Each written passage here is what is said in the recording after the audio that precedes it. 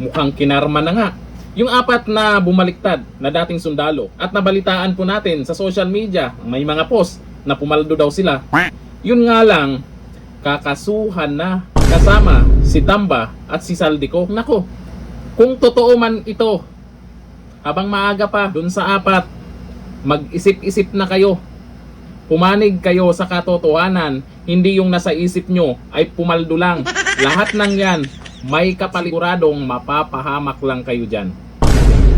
Ikakahiya na kayo ng mga nakakilala sa inyo, kamag-anak nyo, tapos eto, may kaso. Ayon dito sa balita ngayon, posibleng isama umano bilang mga respondent sa kasong plunder ang apat na dating bodyguard ni ex-Ako Bicol Representative Saldico na nag-recount ng kanilang mga naunang salaysay ayon kay Assistant Ombudsman Miko Clavano. Nako, sana totoo ito, hindi lang puro kwento, ha? Ayon pa sa opisyal, kung hindi natatayong testigo ang apat, maaari silang ituring na respondent kaugnay ng aligasyong paghahatid ng bilyon-bilyong pisong cash. Tama nga naman. O paano yan? Kaugnay ito ng plunder allegations laban kina dating House Speaker Martin Romualdez at co hinggil sa umano'y 56 bilyong ill-gotten wealth mula 2022 hanggang 2025. Itinanggi ni Romualdez ang mga aligasyon laban sa kanya. Nilinaw naman ni Clavano na hindi pa natanggap ng investigators ang opisyal na kopya ng recantations, bagamat kalakip umano ang mga ito sa counter affidavit na isinumite ni Romualdez. Alain mo napapansin nyo po ngayon yung Brave 14 at yung mga may nadagdag ay may mga po sila na masaya sila kasi yung kung baga nasa panig sila sa katotohanan.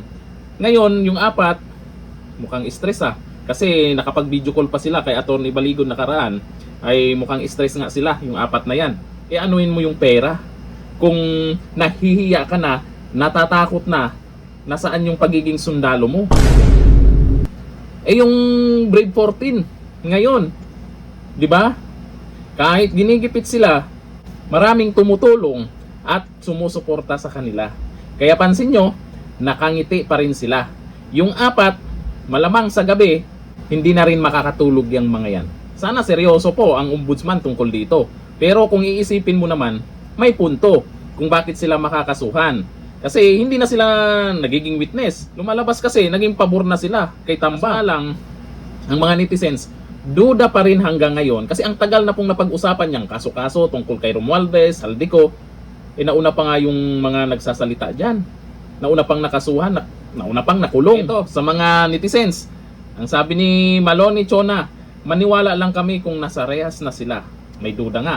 Sabi ni Hana Ordenes, maniwala lang kami pag nakita ng dalawang mata namin nasa kulungan na sila. Sabi ni Mark Dione Rosero, gawin nyo kung totoo. Maraming nagdududa, pero dito sa naging dahilan kung bakit sasampahan ng kaso itong apat, ay posible din talaga dahil dun sa pagbaliktad nila. Sana, hindi kasama sa script yan. Ang masama dito, magpapasko na lang, may makulong ba sa mga buhayang yan? May abangan. Puro na lang abangan. Hanggang dito lang. Thank you. Bye-bye.